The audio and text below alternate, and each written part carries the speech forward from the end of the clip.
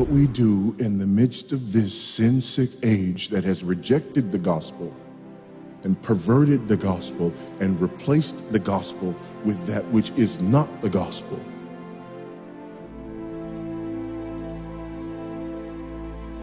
Is that we call out that wickedness. We call it by name. And we remind people of the good news of the gospel again and again and again until it tastes sweet to them. When people say, no, our problem is this, our problem is that, we say, no, our problem is that God created the world. And God created man, and he put man in the garden to keep the garden, and he gave the man a command. And he held that man to perfect, perpetual obedience to that command, and he promised him life if he kept it, and death if he didn't. And he didn't keep it, he ate. And because he ate, because of that one man, sin entered the world and death through sin. And everyone born from that man through ordinary generation inherited that man's sin nature. And because of that sin nature, sins proceed from it. And our world is broken because of that sin. And we stand guilty before a holy and righteous God.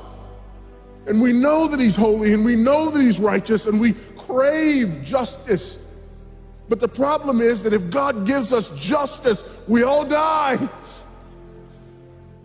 And so that God, in his goodness and in his mercy, sent forth his son, who was not born of ordinary generation, but was born of a virgin. Yes, the virgin birth matters. Why? Because if he's born of ordinary generation, he's born in sin. But because he's not born of ordinary generation, he's not born in sin. He's clean of sin. His record is clean. And he keeps his record clean. And he obeys God's law.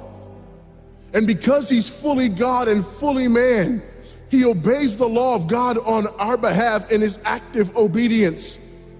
And then in his passive obedience, God made him who knew no sin to be sin for us.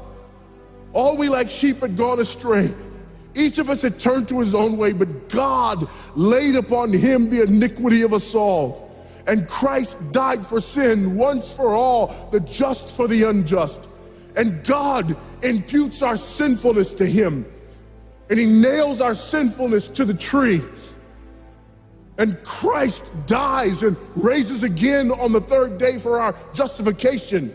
And there's another imputation. The righteousness of Christ is actually imputed to us so that God can be both just and the justifier of the one who places faith in Jesus Christ, so that all those who come to Christ may enter in, so that all those who place faith in Christ might be saved, but not only saved, but sanctified. Because he's the firstborn of many brethren. We're justified and we're adopted into the family of God. And we're sanctified, and as his children, we begin to bear the family resemblance. And we're further sanctified throughout this life by the very same gospel that saves us. Until one day when it's all said and done, we're not just saved from the penalty of sin. We're not just saved from the power of sin, but one day we're glorified and saved from the very presence of sin. That's the gospel that we preach. That's the gospel that we need. And that's the gospel that's more than enough.